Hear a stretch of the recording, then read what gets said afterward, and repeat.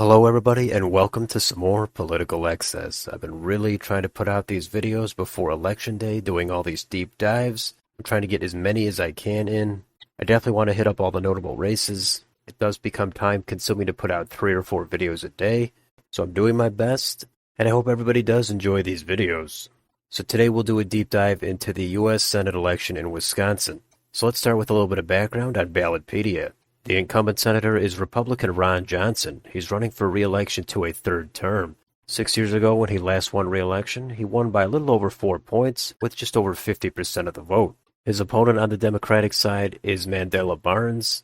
Barnes is the current lieutenant governor of Wisconsin. Prior to that, he did spend some time in the Wisconsin State Assembly. So let's take a look at their primaries. Well, Mandela Barnes, he did have a primary to get through, but the other candidates pretty much withdrew right before the primary, and they all kind of coalesced around his candidacy, so he did end up winning that primary with 77% of the vote.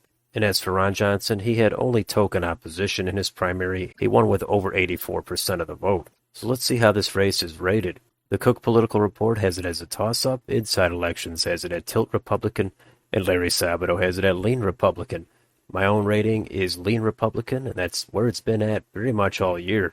Ron Johnson said he would only run for 2 terms, but when it comes down to it, those kinds of pledges really mean nothing, so he's going for a 3rd term.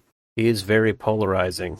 Democrats despise him. They think he embodies everything wrong with the Republican Party. And Republicans, they do like him. He's kind of bridged some gaps of the establishment and a little bit of the Trump side. Republicans definitely need to hold the seat if they want to have any chance at flipping the Senate. And of course, Democrats would love to take down Ron Johnson, have a pickup, push back on the narrative of a red wave year.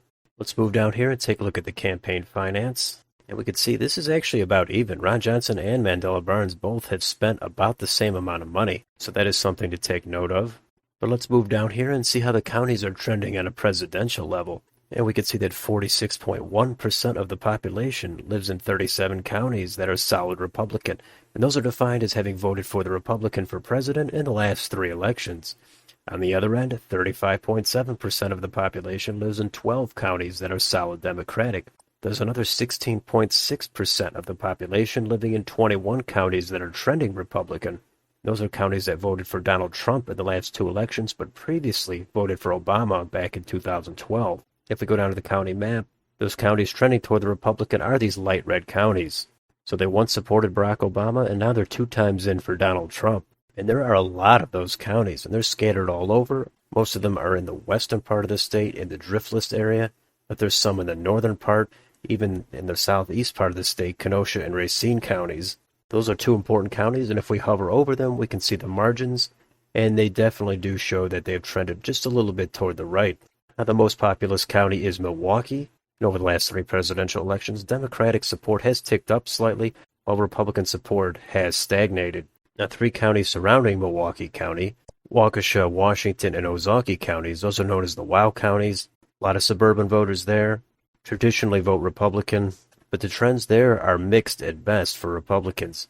They might want to take some caution that some of these counties could start trending toward the left, or they could end up going back to the right. It's too early to tell, but there's a lot of red vote in these counties, and if Republicans do lose some of the share in these counties, they can make it up in some of these lighter red counties that are sparsely populated, but spread out all over the state.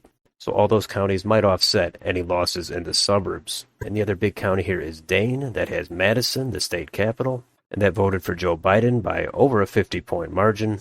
Republicans pretty much have nothing going on in Dane County.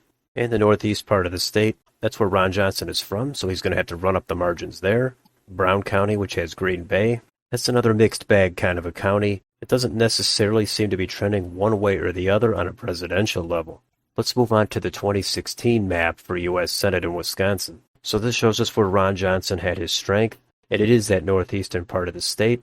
The northwestern part of the state is lighter red, so he can improve those margins there if the trend goes toward the right. In these lighter blue counties in the Driftless area in the southwestern part of the state, that's potentially another untapped cache of votes just waiting to be tapped by Ron Johnson. And he would need those votes if he starts to shed support in the suburbs and the WOW counties. Let's move on to YouTube and see what they've got on their channels. Here is Ron Johnson's channel. He has plenty of ads on here if you want to take a look at any of these. And here is Mandela Barnes' channel if you want to see what he's got. He's got some ads and some clips from his debates he was in. And we can take a look at their official campaign website. Here's Ron Johnson if you want to see where he stands on the issues or donate. And here's Mandela Barnes if you want to see where he stands on the issues or see what he's up to on his campaign. And how about the debates? Well, there are two. They're both on C-SPAN here. The links will be down below in the description. I did watch both of these debates. Personally, I don't really think either of these candidates is really that strong. I think Mandela Barnes is basically untested statewide. And Ron Johnson is tested, and he does somehow manage to keep winning, so it's hard to say if he's actually a stronger candidate than he seems, or if his opposition is just weaker than it seems. Let's switch over to Wikipedia and take a look at the endorsements. Ron Johnson, he has the Donald Trump endorsement. He doesn't have much else, but he does have some organizations on here. Mandela Barnes, he does have a bunch of them. He has Barack Obama, he has Bernie Sanders, plenty of other elected officials from Wisconsin, organizations, labor unions. And that takes us down to the polling, and in the aggregate, as of the time of this video, Ron Johnson is ahead 2.7% on Real Clear Politics, 49.3 to 46.6.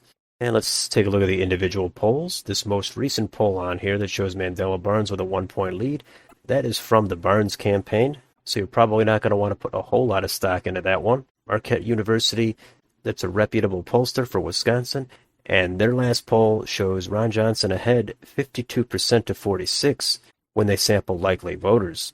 The remaining polls from back in September either show Ron Johnson ahead by a couple of points, and the ones farther back than that show Mandela Barnes ahead by several points. So Ron Johnson appears to have finally gotten some momentum going here late in the campaign season, and we could also compare these poll results to 6 years ago. And in that race, Ron Johnson won by roughly 51 to 47%. But most of the polls at the end underestimated Ron Johnson. Russ Feingold was actually leading in most of these polls. Some of these polls, even from mid-October, showed Ron Johnson down by more than 10 points. I wouldn't say those are reputable pollsters, but a bunch of the other ones did show Ron Johnson down by clearly more than a few points. So I don't know why Ron Johnson tends to surge late. In his first campaign in 2010, he was ahead in most of those polls, and he won close to what the polls reflected. So maybe there's a new era once Donald Trump rolled around. The polling is now going to be off in some of these critical states. It's really hard to say what's actually going on. But finally, let's switch over to Predict It and take a look at the market. And this has Ron Johnson at 86 cents favored to win. Mandela Barnes is down at 16 cents. And if we look down here at the graph, this race narrowed up to a dead even race at the beginning of September, and then Ron Johnson finally hit his stride, and he opened up a wide lead. It doesn't mean Ron Johnson is going to win for sure. He's leading by only a few points in most of these polls at best. I think people expect the trends to continue, especially after the last week where Republicans seem to be improving in most of these races. I think Mandela Barnes is probably too far to the left for a state like Wisconsin, especially in a red-leaning year. He probably comes off as more of a progressive type of activist. I think some positions he was touting a couple of years ago that are associated more with the left, I think he's trying to more so pivot back to the center. He's trying to talk about working class issues. That's all fine, but a lot of tweets have come out from things he's said over the years, and those are pretty much only going to hurt him. I thought Ron Johnson was potentially beatable, as I don't think he has a real wide appeal, but all signs right now are pointing to Ron Johnson winning a third term. There is a chance for an upset in the last couple of weeks, but Wisconsin is a state that has trended toward the right.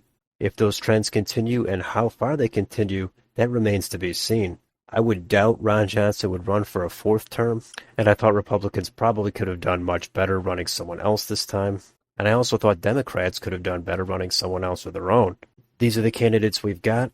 Most of the national issues tend to favor Republicans. Abortion is only going to resonate so much when you're paying $4.10 for a gallon of gas. So right now I would say Ron Johnson probably wins by 3 to 5 points. It's possible it's a little higher than that, and it's definitely possible it's a little lower than that. But that is a deep dive into the Wisconsin U.S. Senate election. Let me know in the comments, what do you think about this race, and what do you think the margin is going to be? Let me know down below. And if you enjoy this channel, please don't forget to like, share, and subscribe. Hit the bell for notifications. Follow me on Twitter. Thank you for watching, and I'll see you on the next video.